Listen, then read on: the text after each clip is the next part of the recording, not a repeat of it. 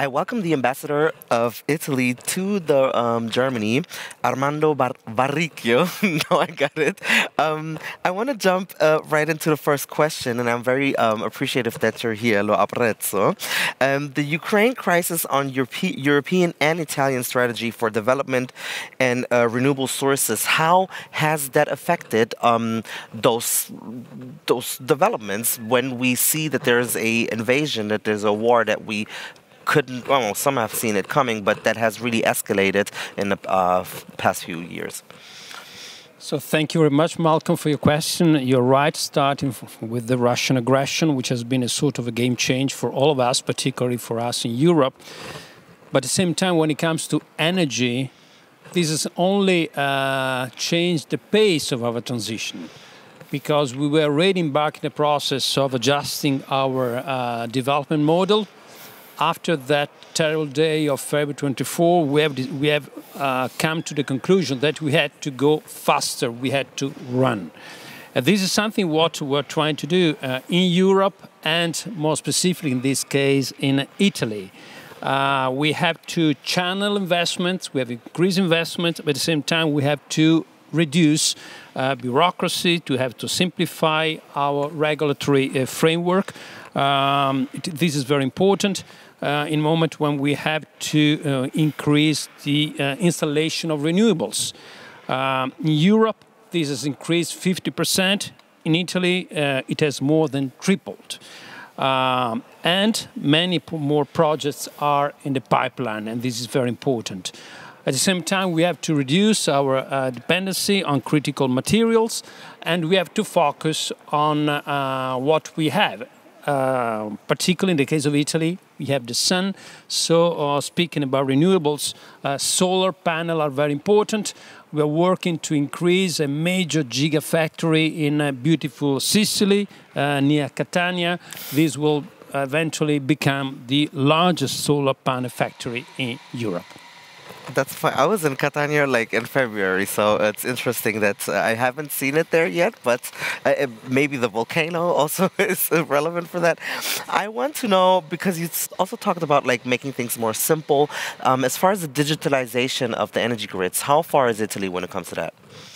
You mentioned in your introduction that you're due also to talk later of small islands.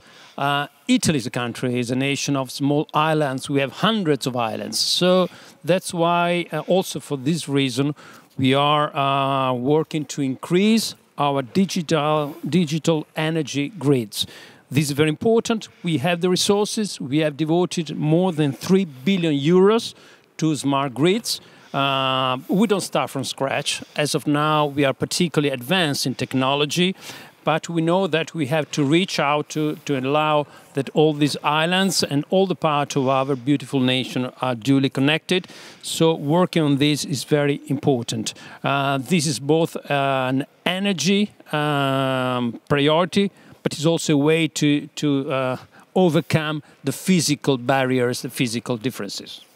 Well, talking of barriers, we've had this panel about the African-European cooperation. Now, the world is globalized, we're all connected. So what is Italy's role in the connection of Europe with the world? You're right, Malcolm. We are not alone. We have to focus on our own nations, in this case Italy, broader Europe, but we have to look beyond. And speaking about Italy, because of geography, because of our proximity to Africa, we know that Africa may be a great opportunity for all of us. And first and foremost, for many people who live in that huge continent. We are working on a plan that we named after a prominent Italian, Enrico Mattei, who back in the 50s was very active to increase connection between Italy and Africa when it comes to energy. We want to increase production of renewables in Africa and then make it possible to connect and to transport this energy into Europe via Italy. Really, Italy can serve as a hub for making this connection between Africa and mainland Europe. This is tremendously important also from a human point of view. We have to make sure that thanks to new technology, it is possible to promote in Africa a new development. There's a country now which is a great attention to us in this moment, which is Tunisia, which is facing a very difficult economic and social crisis. In the case of Tunisia, we are working on a new interconnection that we call ELMED, which will allow eventually to produce energy from renewables in Tunisia and then break into Europe.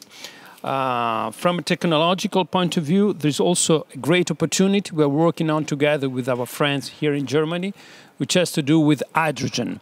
Green hydrogen is the future, is a great opportunity for all of us to make sure that our two nations, Italy and Germany, the two largest manufacturing nations in Europe, are able to continue producing growth, granting jobs, while at the same time meeting those goals that we want to respect. We want to pass a message that there's no contradiction between economic growth and being able to cope with the targets that are necessary when it comes to environment for ourselves and for our children. Italy and Germany can really be at the forefront, working with our partners, and Africa certainly is a part of the world that we want to connect even closer to us. Thank you very much. That was the ambassador of Italy to Germany and the perspectives on Italy's role in the transition to a more renewable energy, especially in cooperation with other countries and continents such as Africa. Thank you very much.